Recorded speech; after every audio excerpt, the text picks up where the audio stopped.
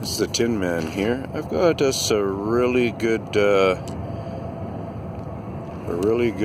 example and a real good scientific explanation. So here we see one of the big broken limbs. Like, this is a big limb. Okay, this is what I would call one of the sucker branches. It looks like it was actually a boner branch. So we can see it split off from something here, and it left a big wound on the tree up there, which is pretty normal with these guys. You can see where there is not a heck of a lot of scarring on here, where it's not like they were doing a big attachment, because this would be part of the other tree, probably the real, or not the real tree, but the trunk. And then this is the one what branched off. There might have been another one that teed off here. That's generally a lot of the thing. But anyway, so I talk about the underside of the knee and then the outer belly part of it. And we determine lots of times when they do certain kind of scarring and stuff for beefing this shaft part up. I talk about the engineering of that. Well, if you look at the engineering of this guy right here, you see this piece right there? See all those beautiful fine lines in there? Like, that's a gorgeous piece of wood. It's been created by Bigfoot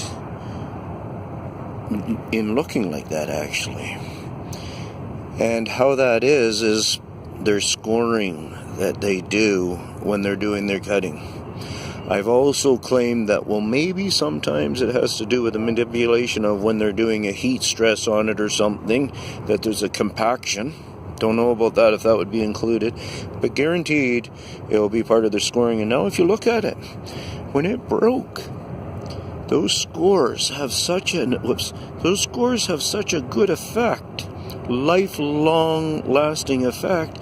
It gives it the actual break lines of, like, before I'd been trying to figure this out, like, why so many straight lines and I can't see like a little score.